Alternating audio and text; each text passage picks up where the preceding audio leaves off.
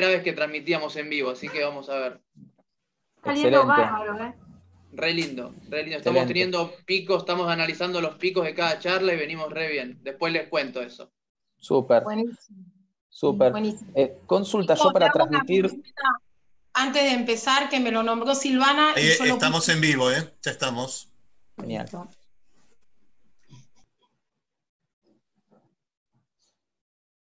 Bueno, buenas tardes. Iniciamos con la siguiente charla.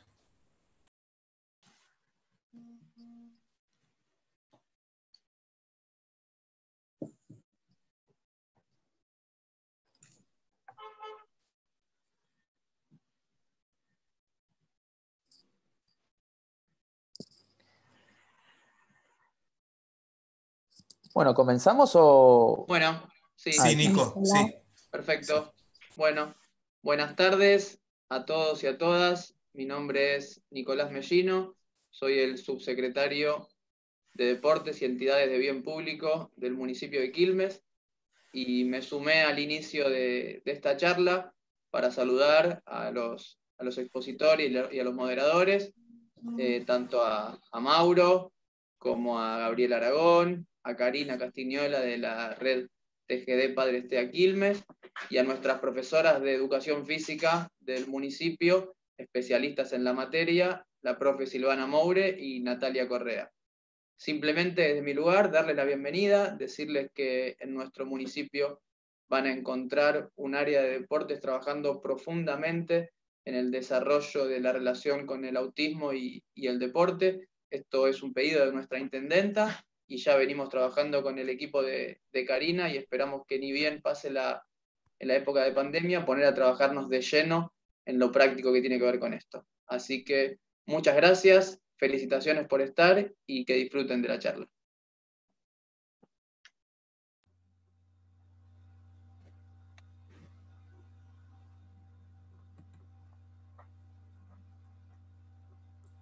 Entonces las moderadoras ahora dan paso a las charlas de cada una de los exponentes, ¿sí?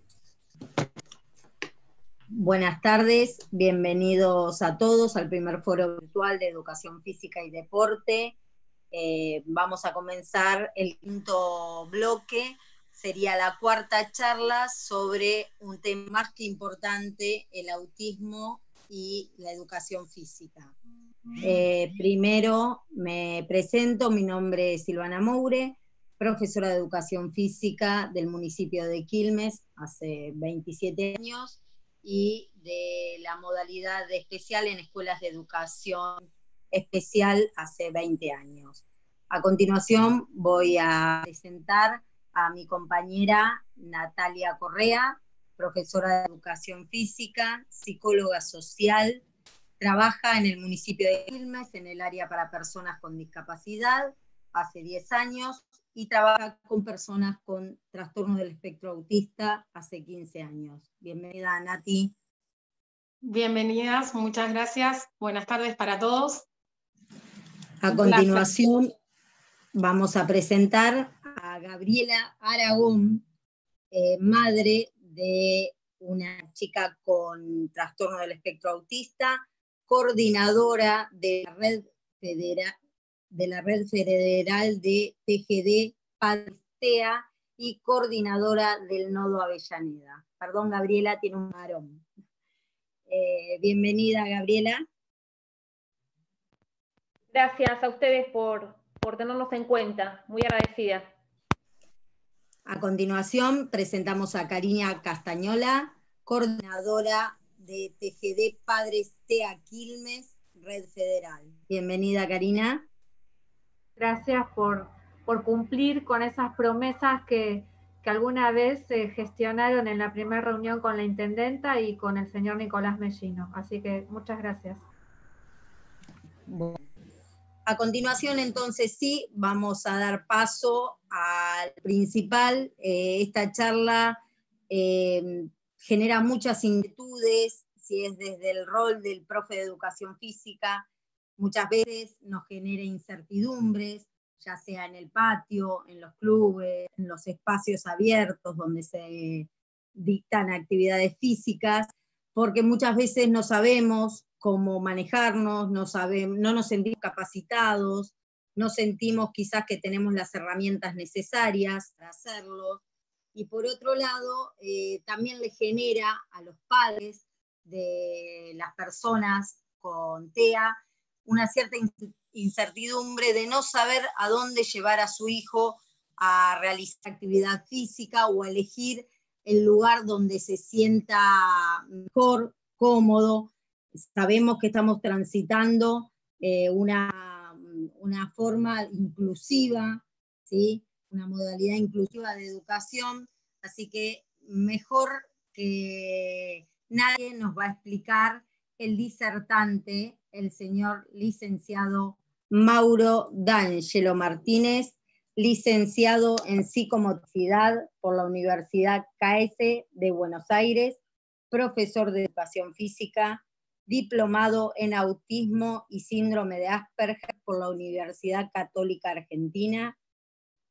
Tiene un posgrado en estimulación temprana en bebés de riesgos, docente invitado en el curso internacional de autismo de la Universidad de Belgrano en Argentina y en la Universidad de Burgos, España.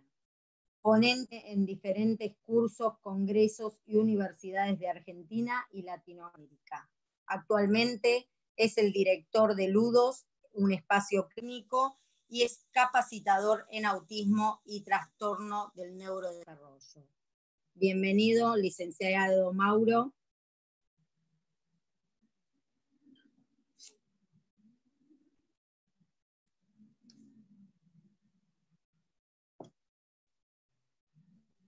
¿Ahí me están escuchando? Ahora sí, Ah, Mauro. perfecto. Bueno, te agradezco mucho, Sil, Karina. La verdad es que para mí es un placer, Gabriela, Natalia también, Nicolás que se acaba de ir también. Bueno, es un placer poder participar, ser invitado a formar parte de este foro virtual de educación física y deporte, así que bueno, intentaremos en este camino, en esta hora que vamos a tener de ponencia, poder transitar algunas inquietudes que a veces surgen desde la educación física y que me parece que sería buena repasarlas. Así que gracias y cuando quieran me dicen y comienzo.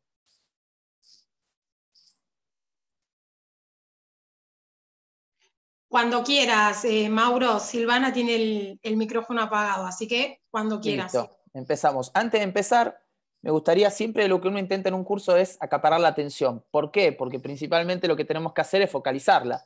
Entonces yo propongo un jueguito muy sencillo donde les voy a poner una imagen y ustedes tienen que descifrar qué película es la que está en la imagen, ¿sí? Vamos a hacer el primer intento. Esta es fácil, a ver si alguien la adivina, rápido. Los que están calculo que los que están viendo por YouTube lo pueden poner ahí en el chat. Buscando a Nemo, claramente. Buscando a Nemo, muy bien. Y esta que puede ser un poco más difícil, pero también sencilla. Ahí tenemos Las tortugas ninja. Las tortugas ninja. Las tortugas Exactamente. ninja. Tengo varones en casa. Ah, totalmente. Esto que uno hace, que es acaparar la atención, de hecho creo que con esto lo hemos obtenido, nadie esperaba hacer este jueguito previamente, es lo que hace que justamente nosotros tengamos la posibilidad muchas veces de empezar a interactuar con las personas con autismo, como motivándolos, acaparando su atención, y a partir de ahí empezar a gestar una motivación que haga que se genere un aprendizaje que lo iremos recorriendo, que sea significativo en la vida de esta persona, porque después vamos a ver una pirámide del desarrollo cómo impacta este aprendizaje a lo largo de todo el desarrollo de esta persona, sobre todo en estos primeros años de 0 a 6, ¿no? Primero, definir qué es el autismo. La definición que uno puede encontrar en un libro, básicamente se puede resumir en esto, que es que el autismo se caracteriza por presentar dificultades en varias áreas, entre ellas lo que es la integración social, la comunicación, interés restringido de conductas, y está asociado en algunos casos a un trastorno del lenguaje, compromiso cognitivo, disfunciones sensoriales y trastornos psicomotores, entre otros. Esta es una definición que uno puede encontrar en un libro. Cuando nosotros vamos a la bibliografía de autismo, esta es una definición que encontramos. Pero también tenemos que pensar un poco en qué no es el autismo. Porque a nosotros como docentes no nos sirve tanto esa definición del libro. Lo que más nos va a ser significante es saber cómo de alguna manera puedo ayudarlo, pero para eso tenemos que saber qué no es el autismo. El autismo, por ejemplo, no es aquellas personas que viven en su propio mundo, como a veces uno escucha o ha leído, en relación a que a veces nosotros pensamos que estas personas están aisladas y porque están aisladas justamente nos interactúan, nos relacionan y bueno, básicamente ese es su proceso en esta vida. Nada que ver con esta idea, sino todo lo contrario. Tienen muchas habilidades que tienen que desarrollarlas porque no procesan la información como nosotros pensamos o las procesamos, y muchas veces también las intenciones que nosotros tenemos para con las personas, ellos no las pueden descifrar. Entonces es muy complejo pararse en un lugar tan simplista de decir, viven en su mundo, entonces que él siga en ese lugar. No, tenemos que empezar a generar puentes que justamente sirvan para que esta persona esté cada vez más incluida en las actividades. Entre ellas, las actividades lúdico-recreativas, deportivas y, ¿por qué no?, el patio de la escuela, que es un ente social muy importante también, como lo es el recreo. No son personas agresivas. Esto también es algo que una vez se escucha, sobre todo en el ámbito de la educación, de que son personas que agreden, y no son personas agresivas. Siempre cuando nosotros tenemos un paciente en la clínica que tenemos que ir a una escuela para hacer una observación porque sucedió algún acontecimiento de este tipo, cuando uno hace un análisis de por qué lo hizo este chico, siempre encontramos un porqué. Y a veces ese porqué no encaja en la lógica que las personas alrededor logran descifrar. Por ejemplo, a veces nosotros no tenemos en cuenta las personas que rodean a este chico dentro de lo que es el aula, o que capaz que estaban jugando una mancha y nadie le avisó a este chico que la mancha es que te toquen, entonces cuando lo tocaron él reaccionó. Y esa reacción que tuvo, que pareciera ser agresiva, tiene un porqué. Y en realidad no es una agresión propiamente dicha, es una reacción hacia algo que no fue anticipado. No son personas raras, no son personas que básicamente están en la escuela y porque hablan raro o porque son muy buenos en alguna materia en especial o porque justamente no logran acceder a un aprendizaje académico significativo. No es que sean raros. Cada chico, como sabemos, tiene su proceso, tiene su manera de aprender y su lógica. Bueno, a las personas con autismo les pasa lo mismo. Nosotros, que estamos en la docencia, ustedes, los que están del otro lado, que se dedican mucho a la docencia, yo estoy más en el lado clínico, digo, pero quienes están abocados a la docencia puramente, tenemos que empezar a tomar estrategias para que estas personas, que a veces nosotros las podemos significar como raras, empecemos a cambiar esa lógica. Y que no entremos en ese patrón repetitivo de pensar que justamente por su diagnóstico no van a poder lograr tal o cual cosa. No, el diagnóstico es lo que nos da a nosotros la posibilidad de comprender a esa persona en cierto ámbito, pero no es un limitante. De hecho, tenemos muchísimos casos de pacientes que han pasado por consultorio y pacientes que han atravesado la escolaridad, que la han terminado y hoy están en procesos universitarios. Entonces, no es un limitante este diagnóstico en particular. Y no buscan aislarse de las personas, que también esto es algo que uno lo ve mucho y se repite mucho en lo que es la parte escolar de los recreos, ¿sí? No son personas que buscan aislarse.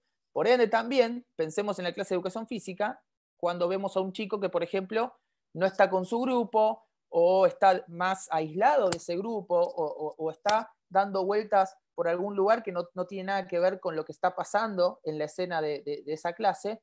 Bueno, en realidad eso muchas veces es una manera de poder comunicarnos de que aquello que estamos proponiendo quizás no es motivante o justamente necesitan una apoyatura que logre acaparar su atención, como lo primero que hicimos en estas primeras 2 diapositivas, que justamente nos indicaron cómo nosotros tenemos que empezar a descifrar esa película. Eso fue acaparar la atención. Fue lo que yo hice para que todos los que están del otro lado digan, ¿qué va a pasar acá? Pensé que íbamos a hablar de autismo y me ponen a descifrar una película. Bueno, esto es lo que nosotros queremos con estos alumnos.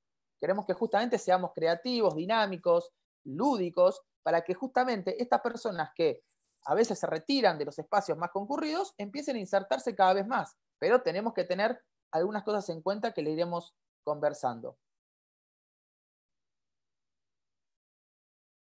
Con esta frase que el doctor Ángel Rivière fue un doctor en psicología que hizo muchísimo y escribió mucho por el autismo, creó un decálogo de 20 cosas que nos pediría una persona con autismo. Una de ellas es esta, ¿no? Ayúdame a comprender, organizar mi mundo y facilitarme que anticipe lo que va a suceder. Dame orden, estructura y no caos. ¿Qué quiere decir con esta frase del doctor Ángel Rivière? Que nosotros, mientras más logremos anticiparnos, estructurar, diagramar, planificar, mayor organización va a tener esta persona.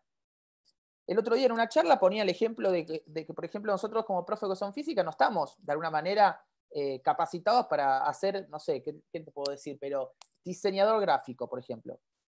Podemos tener el hobby, podemos tener quizás inquietudes, pero no nos formamos en la universidad para hacer diseño gráfico. E imaginemos que mañana vamos a la escuela y nos dicen, no, mira, tu lugar no va a ser el patio. Vas a tener que venir a esta oficina a empezar a hacer toda la parte de archivo de la escuela. La verdad es que nos vamos a sentir incómodos. Nadie nos anticipó que teníamos que hacer esa tarea, nadie nos pidió que hagamos esa tarea con anticipación. Nadie pudo prevenir básicamente nuestra reacción frente a esa situación. Entonces ahora nos sentimos en un lugar de caos. Lo mismo le pasa a los chicos cuando, por ejemplo, ingresan a una clase que no tiene una organización específica. Sabemos que trabajamos en escuelas donde surgen muchos emergentes, sabemos que trabajamos en escuelas donde hay muchas dinámicas, sabemos que hay escuelas que no podemos modificar estructuras, entonces físicas o edilicias, entonces tenemos que recurrir a nuestra creatividad para poder de alguna manera suplantar aquello que es un distractor por algo que sea mucho más convocante. Pero mientras tengamos esa lógica y ese eje, nos va a ir mucho mejor, porque vamos a lograr pensar cómo esa persona se siente. Y eso es lo que Ángel Rivière quería con estos 20 puntos del Decálogo, que quien no lo conoce lo puede googlear y los va a encontrar. Vamos a hablar un poco de educación física y autismo específicamente. Me gustó lo anterior como para hacer una introducción, ¿no? Nosotros a veces uno habla de autismo como si fuese algo tan conocido y popular, y la realidad es que sí, hoy sabemos mucho más de autismo que hace muchos años atrás, pero justamente tenemos que hacer esa introducción, ¿sí? Para poner algunas estadísticas puntuales. Recientemente, el Centro de Investigación Estadística de Estados Unidos, que todos los años hace un relevamiento de cifras en cuanto a Estados Unidos, probablemente dicho, de cuántas personas podrían tener autismo en esa población. El año pasado hablaba de 1 en 59, 2019. 2020 habla de 1 en 54. Ustedes piensen que en el 2004 era 1 en 110. Y en el año 85 era 1 en 5.000. Es decir, no es que cada vez tenemos más chicos. La realidad es que cada vez tenemos mayor lógica de observación. Entonces el tamizaje que se produce, porque el conocimiento, justamente, hoy tenemos un montón de gente que sabe de autismo, ese tamizaje que se produce, que también la escuela es parte de ese tamizaje, porque ahí es donde muchas veces se descifran las primeras sospechas, son muy importantes en la edad de estos chicos. Y todos sabemos que una intervención temprana es justamente beneficiosa para esa persona a lo largo de su vida. La escuela es un proceso.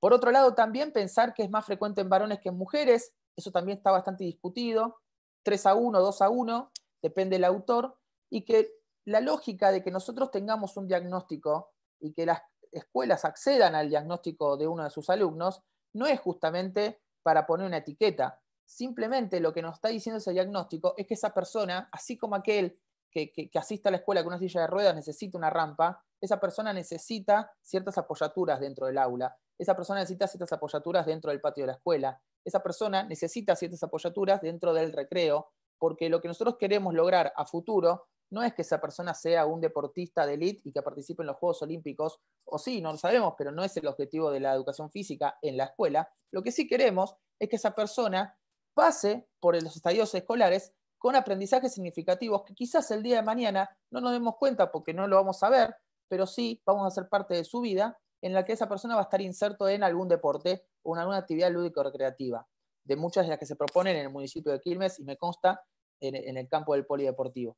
Entonces, eso es lo que nosotros tenemos que lograr, que esa persona que ingresa al círculo educativo, cuando termine ese círculo educativo, pueda estar disfrutando y compartiendo otros momentos. Y acá tenemos a Karina y bueno, a Gabriela, que son mamás y que justamente también han transitado y transitan al día de hoy muchas de estas dificultades, algunas más que otras, pero claramente que son dificultades que tenemos que empezar a dar respuesta y bueno, esta es una buena oportunidad para empezar a involucrarnos un poco más. Sepamos que cuando nosotros hablamos de el cuerpo en movimiento, que es la premisa básicamente de la educación física, el movimiento, tenemos que tener en cuenta 3 factores. Por un lado, las praxias, que es el movimiento en sí, ¿sí? Es donde yo tengo información para poder producir ese movimiento. El cuerpo, que vendría a ser de alguna manera el instrumento con el cual se produce ese movimiento, y la cognición, que es todo ese repertorio, que en psicomotricidad hablamos de repertorio psicomotor, pero cuando hablamos de educación física hablamos de un repertorio motriz, que nos va a dar información de saber qué tenemos que hacer, por qué lo tenemos que hacer.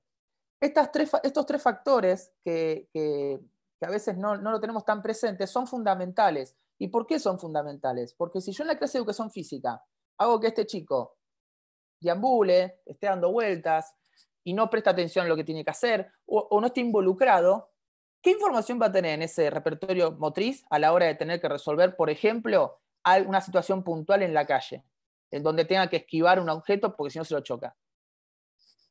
Entonces, a eso es lo que uno apunta a veces cuando vemos la importancia de la educación física en las personas con autismo. Estamos hablando de la escuela. Ni hablar cuando lo insertamos en un deporte. Entonces, esto es lo que nosotros tenemos que tener en cuenta. La importancia que tiene la educación física en la vida de estas personas. Así como lo tiene muchas otras materias dentro de la escuela o como la tienen muchas otras terapias. Pero la educación física en sí es fundamental. Nosotros vemos muchas personas que hoy en día en este proceso de confinamiento buscan todo el tiempo estar en movimiento. Vemos profesores de educación física dando clases virtuales, vemos personas que promueven actividades, todo virtual. Las personas con autismo también necesitan moverse, pero si en esa parte que es más la cognición no tiene información para saber cómo moverse, no sabemos qué hacer.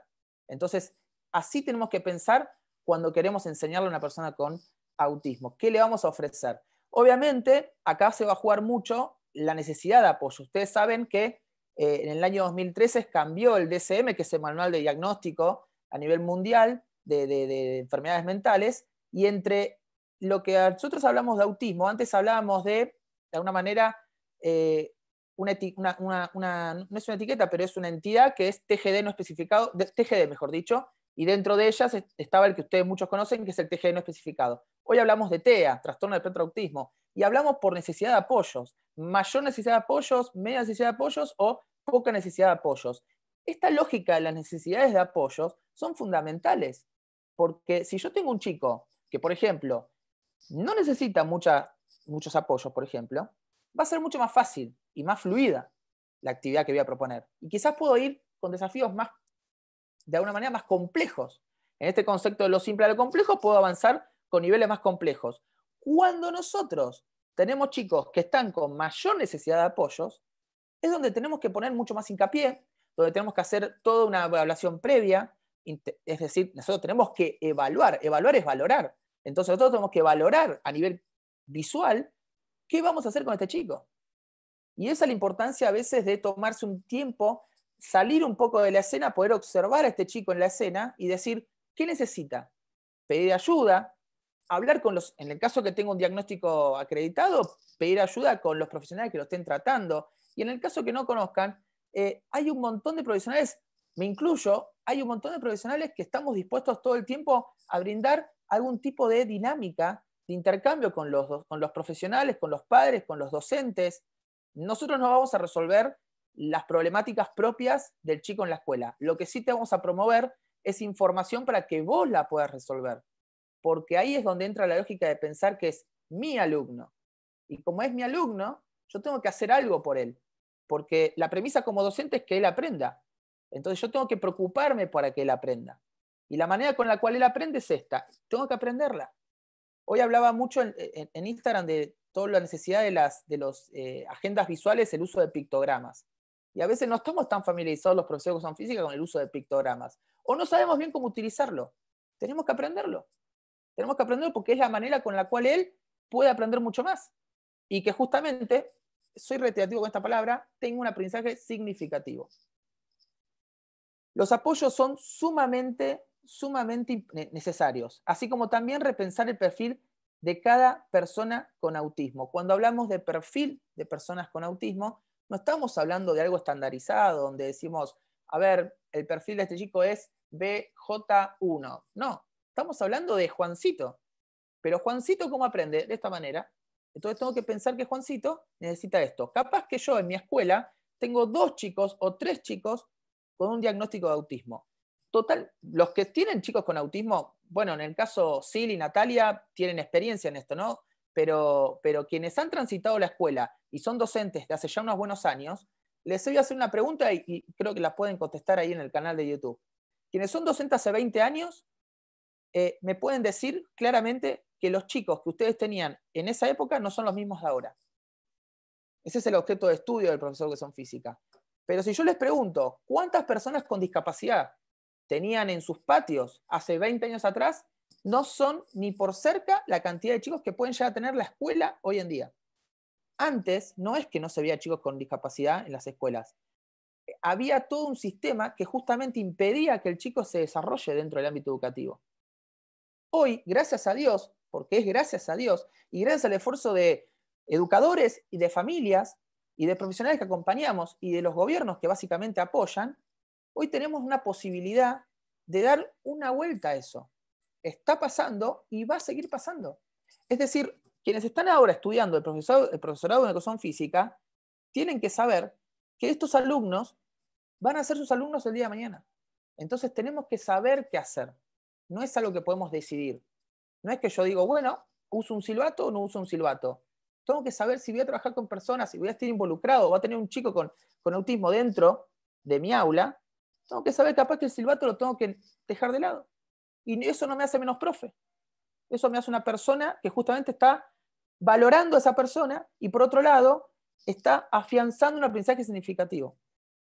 Yo sé que suena medio duro, pero es real. O sea, muchas veces estos chicos te dicen, me molesta el silbido de la profesora, o me molesta el silbato del profesor, o me molesta que hable fuerte. Vamos a hablar de eso en un ratito. 5 cosas que me parecen fundamentales, que me parece que tenemos que destacar. Primero, cuando nosotros tenemos una persona con autismo frente a nosotros, tenemos que ser predecibles.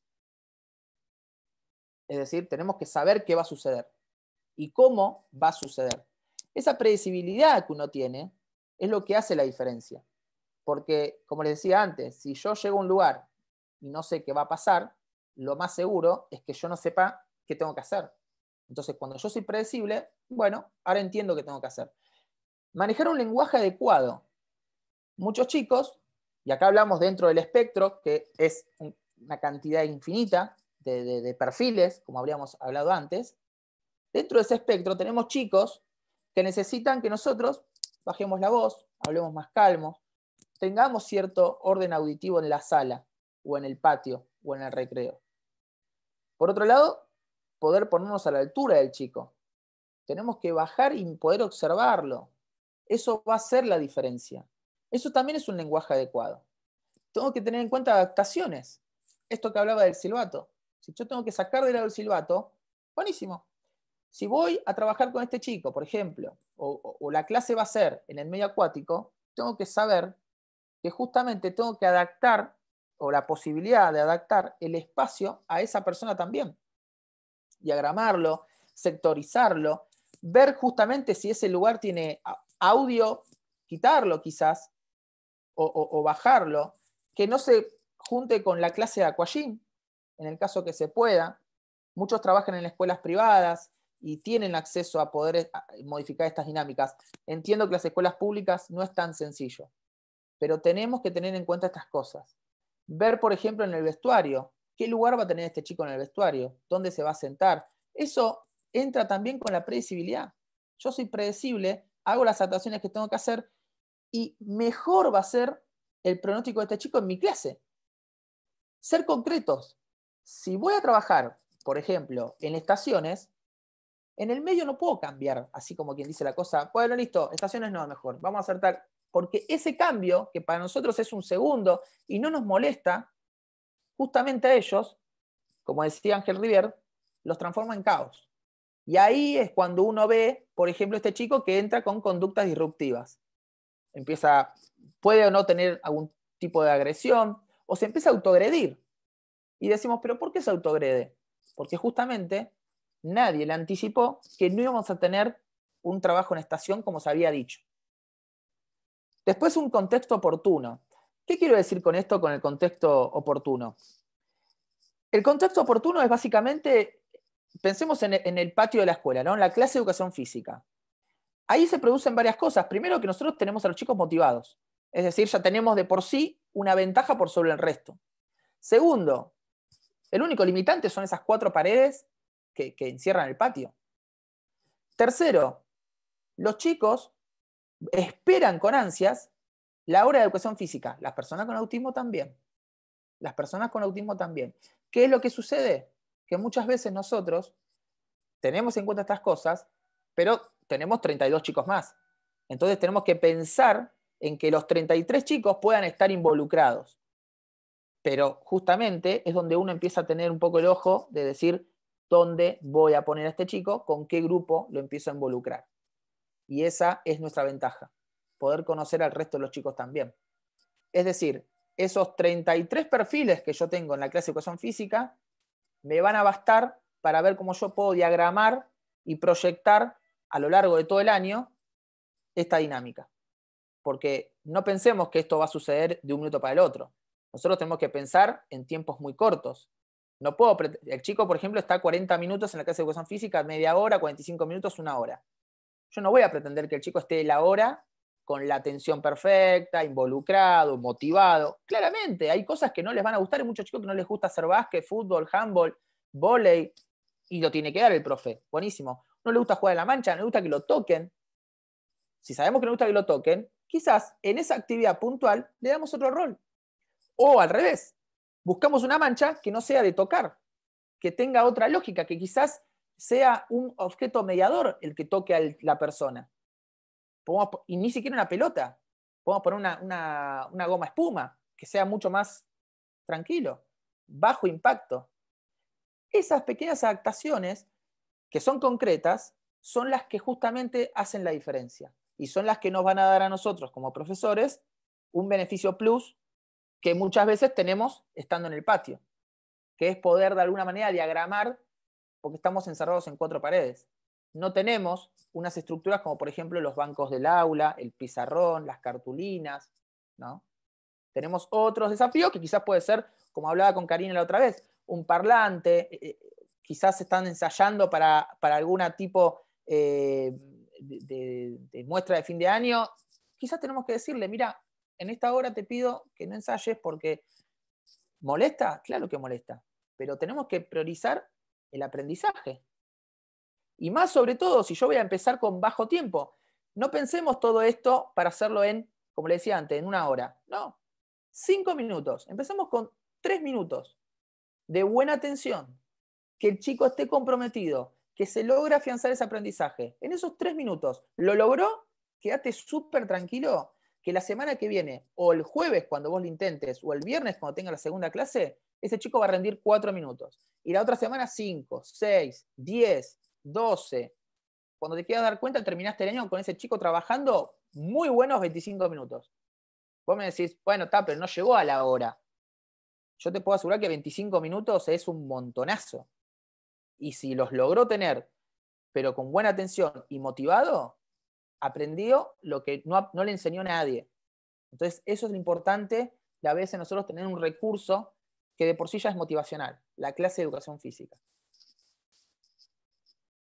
Yo desarrollé este concepto AME, que en realidad tomé justamente de otras ideas, que son 3 factores a tener en cuenta. Primero, la atención. Si yo no tengo atención por parte de mis alumnos, ustedes lo saben como docentes, no voy a aprender nada. O sea, ¿qué chico aprende si no tiene la atención? Ninguno. ¿Puede estar motivado? Sí, puede estar motivado. Pero si no tiene buena atención, no aprende. Entonces yo tengo que ir por la atención. ¿Cómo la gano esa atención?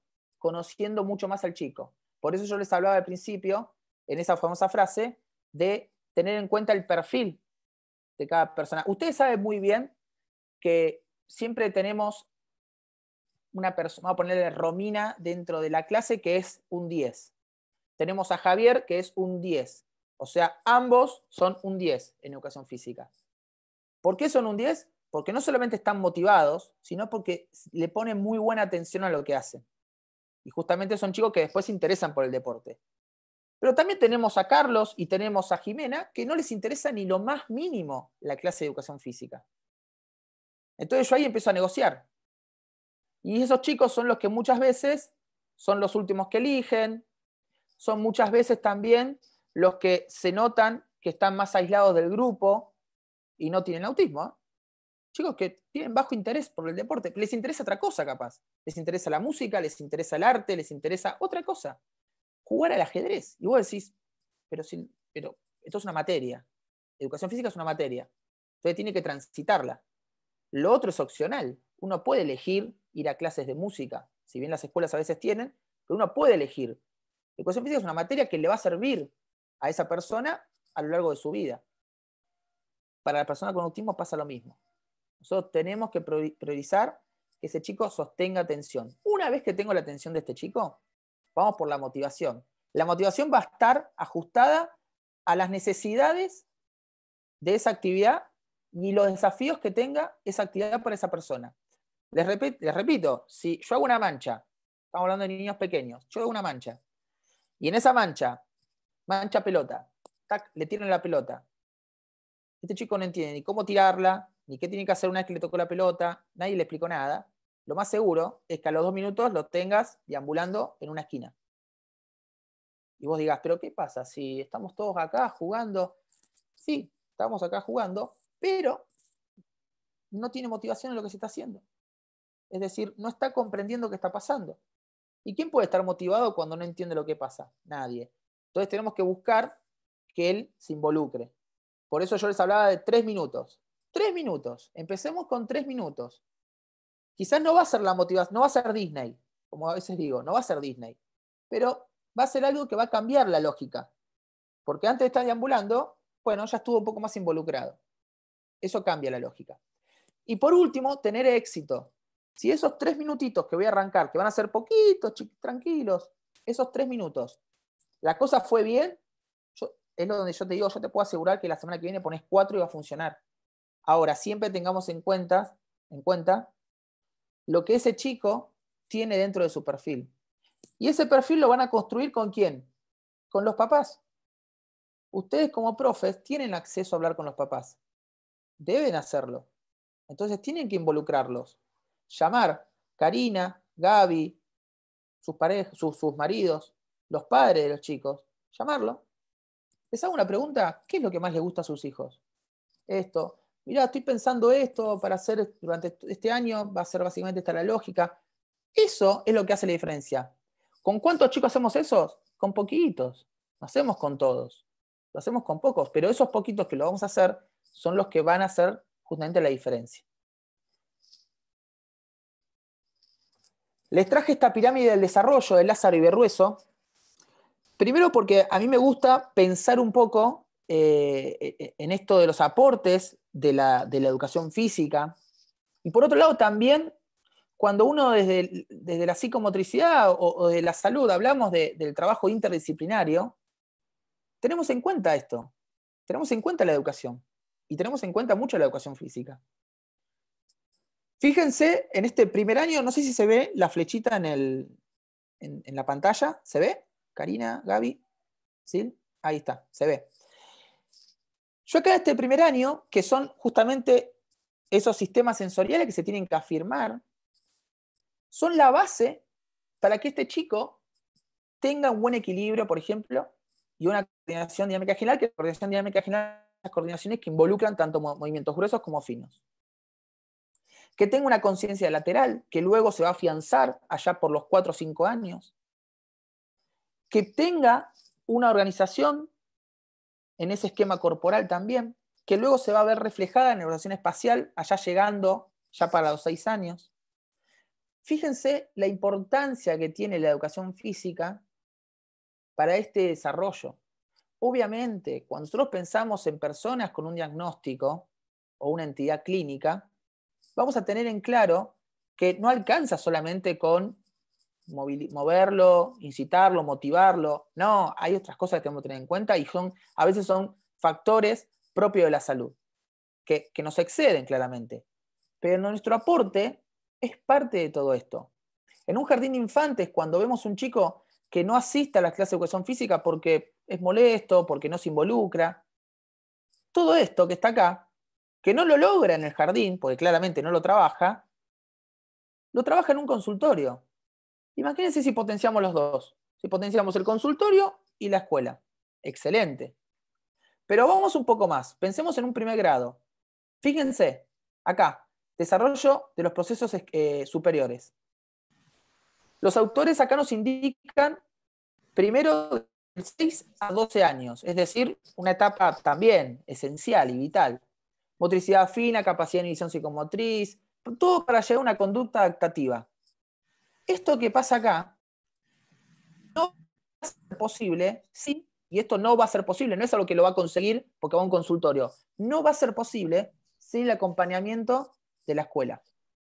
Porque ¿dónde generaliza el chico? Acá. ¿Dónde logra exponer todo aquello aprendido en sus años anteriores? Acá, en la escuela. ¿Se dan cuenta de la importancia que tiene la escuela y la importancia que tiene educación física? Yo en otra charla, el lunes, contaba de que muchas veces los chicos aprenden algo de educación física, pacientes, y van al consultorio y lo practican. Un rolido, o aprendió a saltar adentro del aro. Y uno tiene un aro ahí y el chico va y salta y dice, ¡qué grande! Mirá cómo está saltando. Y cuando le preguntas a la madre, che, ¿lo vi saltando? Ah, sí, están trabajando eso en la escuela. Excelente, excelente. Hay que involucrarse más y porque vale la pena, claramente. Y porque además, cuando tenemos compromiso, estos chicos que a veces cuesta, claro que cuesta. Es un desafío, pero tenemos que tomarlo. Así como nos preocupamos para que todos aprendan a picar una pelota, a tener un dominio lateral, a tener una coordinación, bueno, tenemos que preocuparnos porque esa persona que está dentro de la clase mía pueda aprender esto también. Quizás no lo va a aprender con la practicidad y la fluidez que lo aprende Carlos. No lo va a aprender así. Lo va a aprender de otra manera. Pero quédate tranquilo que ya hiciste un cambio. Ya se va ese año de tu clase con aprendizajes. Y eso no se lo quita a nadie. Eso no se lo quita a nadie. Mauro, discúlpame. Esto pasa generalmente cuando es tan interesante lo que estás diciendo, pero el tiempo vuela, así que te tengo que pedir que vayas cerrando los conceptos. Me quedan, te juro que me quedan 2 diapositivas y cierro. Bueno, vamos. Esta frase se las quiero dejar casi que para el final, ¿no? No importa que un niño aprenda despacio, importa que no dejemos de apoyarlo para que siga aprendiendo. Nosotros como docentes, si bajamos los brazos, si somos indiferentes a la realidad de estas personas dentro de la escuela, lo que vamos a lograr es que ese aprendizaje se encuentre obturado y no se produzca. Entonces ahí es donde no entra la lógica de decir el compromiso activo por parte del docente y el aprendizaje significativo por parte del alumno. Bueno, ahí está. Gracias a todos ahí por la atención. Yo les dejo, para seguir en contacto, el Instagram, que es el medio que más uso. Cualquier duda, consulta, como sé que estamos limitados con este tema de consultas, les dejo ahí para que alguno tenga una inquietud, me la haga llegar. Así que bueno, nada, gracias por todo. Bueno, maravilloso, Mauro, como siempre, muy claro. Te cuento así, hay muchísimos agradecimientos por YouTube. Te cuento algunos comentarios. Por ejemplo, Valeria, que el diagnóstico nos ayuda a poder buscar diferentes estrategias. Total. Rocío, que es importante fomentar en la sociedad la igualdad y promover la inclusión. Romina, es fundamental que los profes tengan conocimientos y estrategias necesarias. Gladys, que no todos los chicos con TEA manifiestan las mismas conductas o alteraciones, por eso es muy importante que el docente adapte estrategias. Y Laura, Romy y unos cuantos más dijeron algo que vos dijiste en la charla, que es muy importante la comunicación con los padres para lograr saber los intereses de cada uno de los chicos. Por otro lado, Gabriel nos dice, obviamente, que la inclusión es una política que solo hace crecer a las sociedades. Preguntas en realidad no hay comentarios y agradecimientos. Solamente un profe, Gastón, que dijo que los pictogramas son malas palabras en las escuelas de educación especial con líneas psicoanalistas. No sé si querés hacer algún comentario de eso. Mira, la realidad es que entrar en ese debate o entrar en una discusión, entiendo la pregunta que va y adhiero, pero creo que si queremos mejorar tenemos que dejar de lado las diferencias. Y afortunadamente, ¿saben quiénes son quienes les ponen un freno a esas personas que muchas veces obturan el acceso o la accesibilidad de apoyos a esas personas? Las familias. Cuando vos tenés una escuela, porque hoy, digo la vuelta, gracias a Dios tenemos organismos que nos dan la posibilidad de tener una voz, o a las familias le dan la posibilidad de tener una voz. Y pueden ir a hacer la denuncia pertinente, lo que sea, pero dejan asentado un antecedente. Y creo que es parte del cambio, o sea, las cosas no son fáciles y va a llevar un tiempo. Hablar de inclusión no fue de un día para el otro. Hablar de inclusión lleva muchos años y muchos actores que hoy vemos mucho en escena vienen trabajando hace muchísimos años. Entonces no es fácil hacer un cambio y entiendo que hay que ayornarse, pero si en ese ayornarnos nos negamos porque desconocemos o de alguna manera nos negamos porque no entra en esta ideología, ese es el problema. La ideología acá no juega. Acá lo que juega es la necesidad de cada niño dentro de la escuela. Y no es un mensaje demagógico, ni esto lo saben. Quienes están en la escuela saben muy bien que sus alumnos, muchos, no tienen ningún diagnóstico y llegan con otras carencias que tienen que hacerle frente y no tienen ningún diagnóstico. Y en eso también necesitamos darles esos apoyos. Las personas con autismo necesitan estos. Hay que dárselos, no hay otra. Bueno, te hace una pregunta Nati. Sí. Mauro, te pregunto porque como hay muchos docentes viendo esto en vivo, surge la inquietud por ahí de que vos hablabas de 3 minutos eficaces, ¿no? Sí. Para comenzar a trabajar. Y por ahí como docente surge la inquietud de qué se hace el resto del tiempo con ese nene, ¿no? Mirá, teniendo en cuenta que tengo 30 alumnos más, por ejemplo. Total. Primero, lo que uno tiene que tratar de desarrollar es trabajar con pocos materiales para que justamente la atención la tengan pocos materiales y no tenga una gran diversidad. Segundo, que esos 3 minutos nosotros podemos ir haciendo micropausas, ¿no? Y en eso de los micropausas está buena la pregunta porque me haces aclarar algo que está bueno. Cuando nosotros hablamos de micropausas, hablamos de cosas que le gusten hacer al chico. Y ahí sí vamos puntualmente a la persona con autismo. Y capaz que a esta persona con autismo le gusta, voy a poner un ejemplo, ¿no? Correr en un rincón y golpearse las orejas, por ejemplo. Y eso no está mal. Porque así como nosotros tenemos micropausas, que es el recreo o es comprarte algún chocolate en el kiosco, o comerte alguna fruta, o lo que sea. En el aula muchas veces la micropausa la hace el docente cuando le dice, bueno, Juan, si querés salir, dar una vuelta en el patio y volver. Esa es la micropausa que hace dentro del aula. En la clase de educación física funciona igual. Anda un rincón, vuelve, y cuando vuelve, o lo traigo yo, o lo convoco, otros 3 minutos, micropausa. Y después sí, capaz que lo dejo un ratito más, porque claramente yo tengo que tener una correlación con el resto de la clase. Pero tener en cuenta esto de las micropausas es importante. No vamos a dejar al chico que esté ahí 40 minutos autoestimulándose y funcionó bien 3 minutos, no. Pero vamos a ir tomando cada vez más ese tiempo de atención y dándoles micropausas que las necesita. Hay un video que no lo puedo mostrar por una cuestión de derechos de la persona y por otro lado también de la privacidad. Están las autorizaciones, pero no podemos transmitirlo a través de Zoom.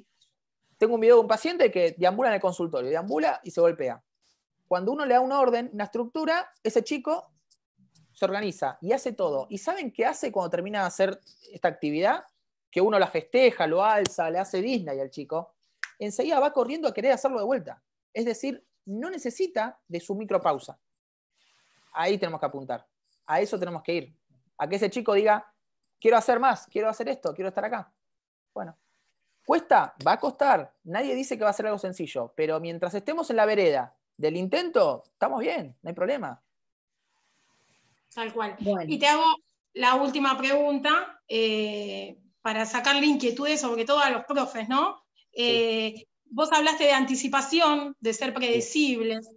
¿Qué ocurre si, por más que uno se anticipe, sea predecible todo, el nene me presenta una conducta disruptiva, inadecuada dentro de la clase? Lo que pasa es que, sí. ¿Qué tips o qué consejos podrías dar vos para disminuir esa conducta o sacársela, ¿no? ¿Qué nos podrías decir?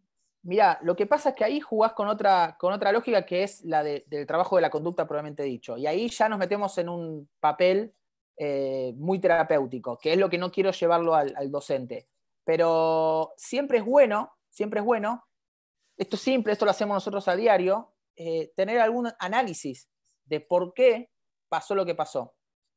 Si yo logro descifrar el por qué pasó lo que pasó, quizás en ese momento voy a cometer un error al decir, bueno, ok, que se quede acá, que se tranquilice y después vuelva. Pero por lo menos ya sé lo que pasó. Capaz que lo que pasó fue que un compañero lo chocó, por ejemplo. Entonces yo hice todo perfecto, pero un compañero lo chocó. O un compañero le tocó el pelo, que es hiperreactivo táctil o modulación sensorial fuerte a nivel táctil del pelo receptivo. Eso que sucedió, que vos no lo percibiste, es lo que hizo que aparezca esa conducta. Entonces yo se la puedo atribuir esa conducta a algo que yo no observé. Y ahí está el error de decir a veces, este chico se porta mal porque tiene autismo. En cambio, cuando yo logro hacer ese análisis en profundidad, de decir, pará, hizo esto porque un compañero, en ese momento voy a cometer el error, pero la semana que viene, cuando vuelva a hacer la actividad, voy a anticipar y voy a cuidar estas cosas. Y ahí es donde uno tiene que observar qué pasa. Si no pasó nada, era eso. Así opera los profesionales que trabajamos con autismo en lo que es el análisis de la conducta. La misma lógica, con otras herramientas, otra dinámica, pero es lo mismo. Uno, a medida que lo va viendo en sus pacientes en la clínica, lo tiene mucho más aceitado. Yo a veces voy a una escuela y no me hace falta estar ni 2 horas. Con 10 minutos, 15, 20 minutos ya te das cuenta que este chico presenta conducta por tal o cual cosa. Pero no le pido eso al docente. El docente a mí lo que me tiene que dar información muchas veces es, me pasó esto, ¿qué hago? ¿Qué puedo hacer? Bueno, eso es lo que me tiene que llegar. Entonces yo tengo que poder ir y darle algún tipo de respuesta a aquello que le sucedió. Como por ejemplo esto que vos marcás. Bueno, chicos, Mauro, tengo que ir cerrando. Sí, saludo y cerramos. Sí, porque tenemos la otra charla esperando. Mauro, la verdad que un placer enorme escucharte, sobre todo escucharte como profe de educación física. Nos hablaste a todos desde el llano, desde el patio, desde la canchita, desde la escuela, que es lo que creo que todos necesitábamos porque era una temática referida al autismo y la educación física. Creo que nos queda muchísimo, así que te comprometemos a más adelante hacer una charla mucho más amplia y una jornada específicamente con el tema para no tener que ir cortando con otros tiempos y otras charlas. Así Excelente. que te esperamos en Quilmes cuando todo pase esto. Muchas gracias, Silvana, un placer. Muchas gracias, Nati. Lo mismo para Cari y para Gabriela. Muchísimas gracias a todos. Mauro, gracias y felicitaciones. Nico, Gracias a déjame ustedes. decir una cosa para la gente que está mirando por YouTube, que ahora subo donde pueden buscar información tanto en Padres TEA Quilmes, Red Federal, y en los deportes del municipio de Quilmes para personas con TEA. Buenísimo, Sil. Bueno, Saludos. muchísimas gracias. Gracias a todos. Gracias. Saludos a todos.